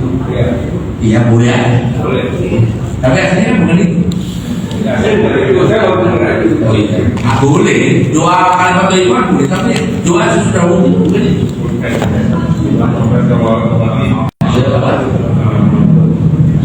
Allah jangan tawabina, jangan tapi jangan sampai habis baca wudhu Bismillahirrahmanirrahim. Betul Allah membalikkan poros profil. Oh kita nggak benar Pak. Bismillahirrahmanirrahim. Ustaz, tadi kan kita ada batasannya. Nah itu untuk memilih itu kan biasanya kita mengikuti pemimpin kita. Nah, kapan kita boleh berpindah ke mazhab itu? Maksud saya kalau umroh apa itu kan kita berganti. Mazhab itu, mazhab 4 itu sebenarnya mempunyai kedudukan yang sama dalam teori mazhab. Kenapa mazhab itu nggak boleh dicampur? Itu aja dasar usulnya. Kalau mazhab itu dicampur, maka ada potensi batal. Contoh, sholat di mazhab Syafi'i itu bergerak besar 3 kali, batal. Ibu kata terus 1, 2, 3 batal. Kalau ibu mau caranya Syafi'i gerak besar nggak batal, 2, 1, 2 ini 10 kali loh. Cuma saya baca Ramadan itu repot ya. Ya jadi kedua, kenapa dicampur nggak boleh? Karena mazhab itu punya dasar dalil yang beda. Meskipun nanti saya sama, tapi penafsirannya. Contoh, kalau ibu sholat, kemudian apa namanya, ketika salam di mazhab Hanafi, salam pertama dan salam kedua itu di Hanafi, assalamualaikum warahmatullahi itu rukun, assalamualaikum warahmatullahi rukun. Kalau di Syafi'i Maliki yang balik, assalamualaikum warahmatullahi, ibu nggak pikir nggak apa-apa, karena ini sunnah. Pertanyaannya kan begini, jenengan Hanafi, imamnya Syafi'i, saya Syafi'i, assalamualaikum warahmatullahi, dah seperti. Kalau ibu Hanafi, ibu ada terus, assalamualaikum warahmatullahi. Karena kalau ibu enggak, ibu batal karena makanya nggak boleh dicampur. Itu satu. Kedua, kalau di mazhab Syafi'i ngomong 2 huruf yang dipahami batal. Bukan ngomong dipahami juga batal. Bukan ngomong memang. Misalnya, saya ketika sholat, saya terus ditanya ada orang, ini sholat tuhur bukan? Saya jawab lah. Itu 2 huruf batal. Huruf bukan kata. Tapi kalau di mana tidak 2 huruf dipahami dan itu untuk kepentingan memberitahu apa? Bahkan ngomong dengan bahasa kita untuk mengingatkan imam juga apa? Maliki. Contoh, ini Maliki jadi imam, madhabnya Maliki jadi imam, makmumnya saya kebetulan Syafi'i. Imamnya ini memang Maliki, nggak boleh. Misalnya Pak Didit di rumah harus di pemilik kapal misalnya apa pangkok aktifnya terus uang ke sini maghrib makmumnya ada Pak Meri, ada Pak Andri, Allah Bismillahirrahmanirrahim Alhamdulillah takatur langsung laku itu kalau di mazhab Syafi'i saya dari situ saya akan ngomong ini nggak bisa bilang subhanallah karena bukan ketujuan gerakan Kalau saya sebagai madzhab Syafi'i, saya ngomong gini, Bismillahirrahmanirrahim, alhamdulillahirobbilalamin. Dengan maksud Pak Didit, saya belum baca Al-Fatihah. Pak Didit ngicil kan, alhamdulillah. Nah, itulah oleh Imam Malik ini jembatan, nggak usah begitu. Langsung dia ngomong, Pak Didit belum baca Fatihah. Dapat Pak Didit noleh, oh iya.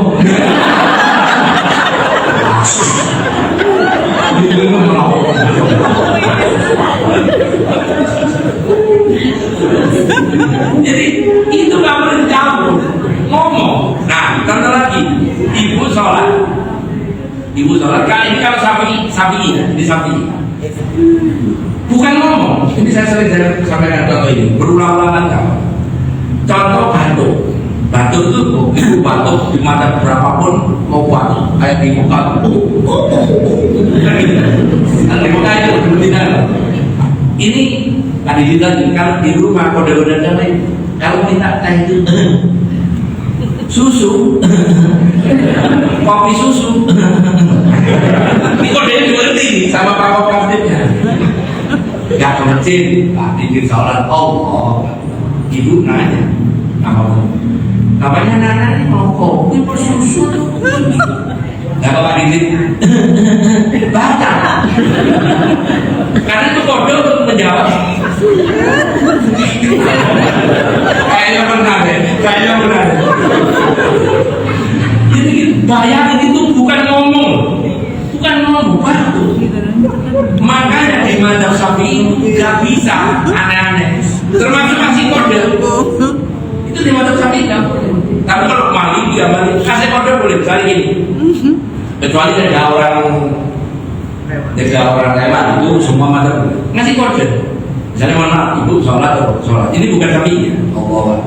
Anaknya nanya, mama, kemarin aku naruh buat di sini, di mana sih? Mama, ke situ kan? Boleh. Tapi boleh. Kalau boleh. Kita aja boleh. Bahkan di Madzhab Maliki itu senyum tuh betul. Senyum. Tapi begitu nyemprot senyum, ketawa itu. Kata, contoh misalnya Bapak sholat, Allah. Kamar sebelah ngetel apa? Ditanya kalau lalu langsung kecepatan kalau senyum aja apa? Banyak mereka sholat di rumah itu bawa TV dimatiin, lapor ada si Andre, ada si Calontong, ada si Freddy, ngomong apa? Pondok HP. Tapi kalau saya sama dia nggak tahu nggak pernah. Jadi gitu ya, jangan dicampur. Nah ini contoh yang paling ekstrim ya. Saya cerita itu suruh saya sampaikan. Tapi ini contoh yang di menikah. Di menikah itu harus satu nada. Ya. Menikah harus satu nada. Nggak boleh campur kayak gitu. Boleh menikahi janda tanpa wali. Itu punyanya anak. Di Syafi'i, di Maliki boleh menikah tanpa saksi kalau diumumkan.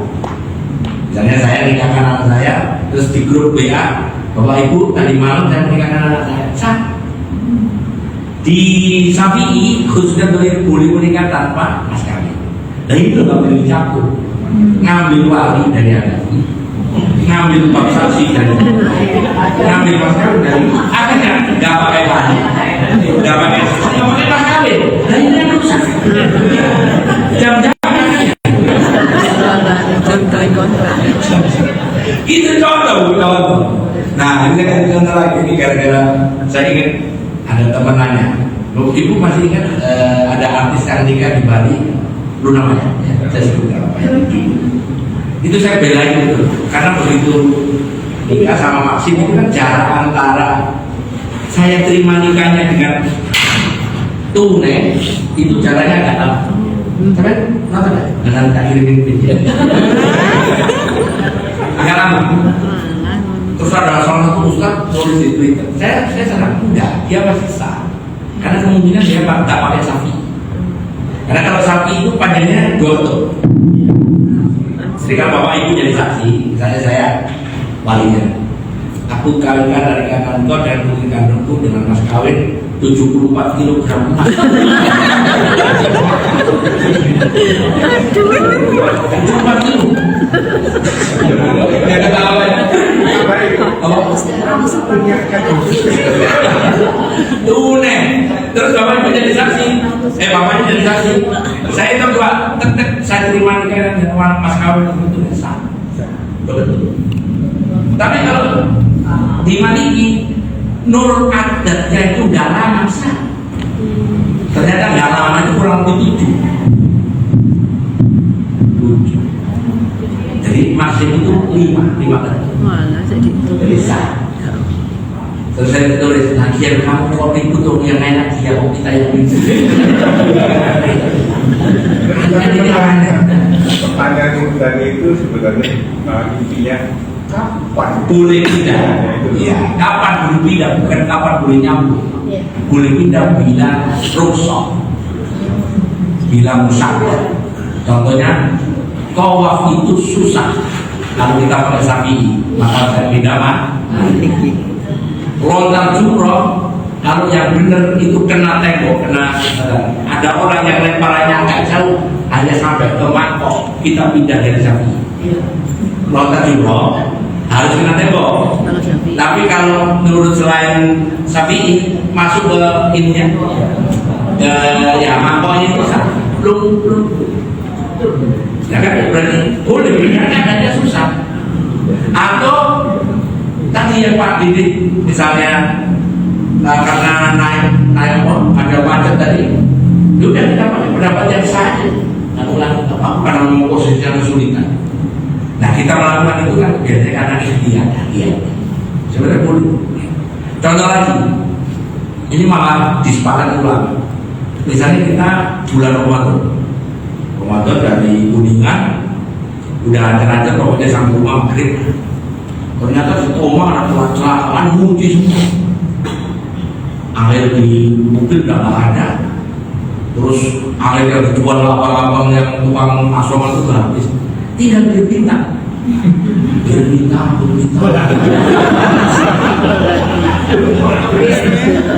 Ini sudah mau mati. Bukan. Baik satu. Oke. Allah langsung itu loh boleh. Misalnya habis dulu udah seger kan, bukan kemudian. Nah begitu sampai rumah tinggal separuh haram lagi. Makanya kata Pak Didi entah terus kalian udah tahu kalau sampai rumah haram lagi. Itu loh. Makanya kadang-kadang kita belajar fikih yang dilarang menjadi boleh karena ada musyawarah. Musyawarah itu kesulitan. Kalau musyawarah terjadi buntai itu musyawarah menjadi yang apa? Contoh lagi, ada orang nikah keadaan COVID, zaman COVID. Di majelis nikah itu harus ada 3 orang wali, saksi dan mantan laki-laki. Saya diminta jadi saksi. Begitu kita saksi, kasus yang Delta, acaranya di Pasir. Gus, gimana kalau nikahnya online? Kalau saksi nggak boleh. Kalau saksi nggak boleh. Wali juga nggak boleh.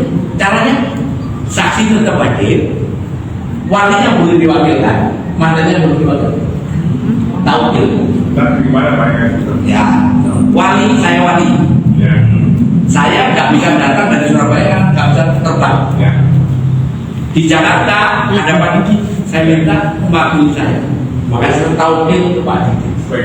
Sebagai wali dari saya. Ya. Saya tulis surat. Saya menjadikan Pak Didi sebagai taukil untuk perkawinan anak saya bersama ini dengan Mas Elmi. Si saksi langsung ditandatangani oleh KUA saya di Surabaya. Ya. Ya. Saya kirim ke KUA setempat, Pak Didi tahu. Ya. Mantannya juga nggak bisa datang karena nggak bisa ada pesawat ini. Diwakilkan ke orang lain, ke Mas Heri, Pak Heri sebagai wakil. Diwakilkan. Tapi hanya sampai akad nikah, habis itu nggak boleh diwakilkan.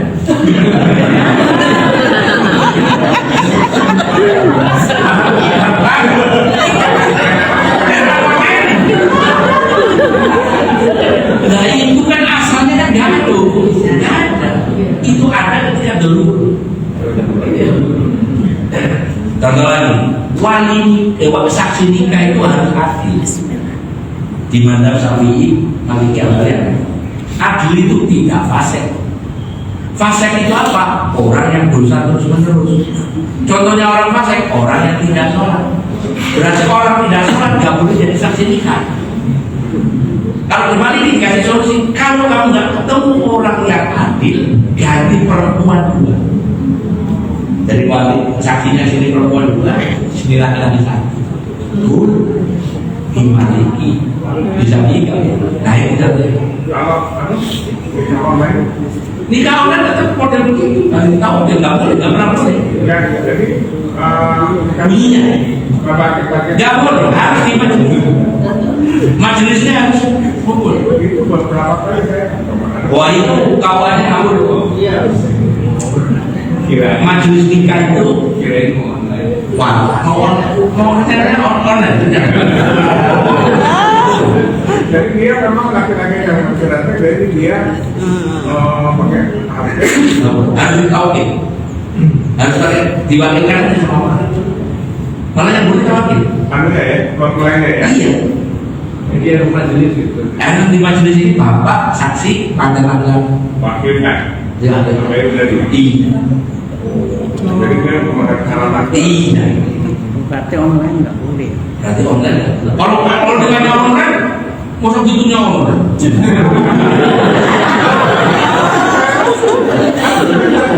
Gak boleh, gak boleh. Harus tahu, harus tahu.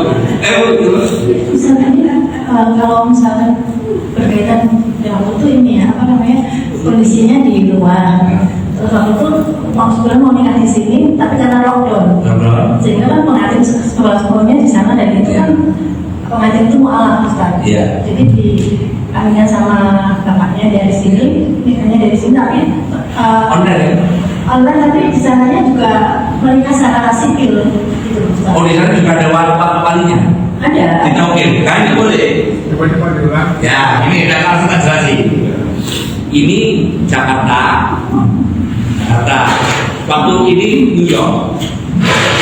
Jadi ini dinikahkan di sini. Ini dalam keadaan online. ya Di New York ya. ya Begitu setelah acara nikah pakai online, itu secara teori nggak sah. Terus diulang lagi di sini. diulang Atau Ini di Eropa ya Ustaz. Jadi pernikahannya itu kan nggak seperti di sini di KUA. Pernikahannya kan di Ya. sipil kan. Ya. Jadi pernikahannya menikah negara gitu. Ya. Kalau di sini udah menikahkan sama bapaknya gitu. Ya. Sudah dinikahnya sama bapaknya tapi online. Iya, secara online. Oh ya nggak sah. Harus ditaukin mestinya. Jadi mestinya yang di Eropa itu ngirim wakil di sini. Ngirim wakil seseorang di sini. kasusnya gini deh Ya, adalah. Jadi yang materi orang Eropa itu yang alam itu nunjuk seseorang di sini dinikahkan secara tauhid oleh bapaknya. Ya. Setelah selesai di sana karena ini sudah sah secara agama Islam, di sana mau urus untuk negara tanah ya silakan. Isinya begitu. kalau gini gimana kan jadi ini dua orang pelajar dari Inggris Dua-duanya dua-duanya suami istri calon. Ya. apa di sini Ya. nggak bisa nikah Ya. dan ini Nggak bisa datang. Iya. ini kan cara online Ya, nggak boleh. Suruh aja laki-lakinya ngirim wakil ke sini. atau bapaknya Wakil ke sana. dari laki di sana Iya. itu Bu Ya. Ditaukin. dan kalau nggak tahu nggak apa-apa Bu. Ya nanti itu materinya bulan depan. Jangan kemana-mana setelah yang satu ini. Apa? saya sholat bagian dulu Ya. sholatnya Ya. ada orang kemudian Jamaah. itu jamaah Iya. Pada saya. Bapak sholat sunnah. Nggak apa karena sholatnya masih sama. Bentuk sholatnya sama. Jadi kecuali bapak sholat gerhana. Orangnya apa bedanya sholat gerhana? Rukunya dua kali. Kan nggak tahu. Atau kayak teman saya, begitu baru ruku, ternyata sholat jenazah. Kamu perlu juga.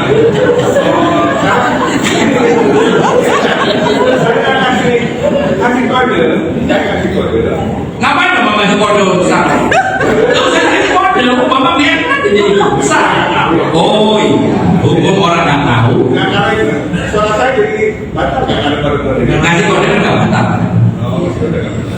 Saya kalau kasih kode itu ya, nggak usah kasih kode, itu susah. Saya tahu. Dapat Bapak dapat 2 pahala. Pahala salat sunat, dapat pahala jadi. Dan saya boleh. Jadi kalau orang itu sholat apa aja, saya sebenarnya boleh. Cuman kalau di kampus saya si imam itu kalau sholat di belakang. Imam, kalau tukar saya di belakang saya. Namanya imam.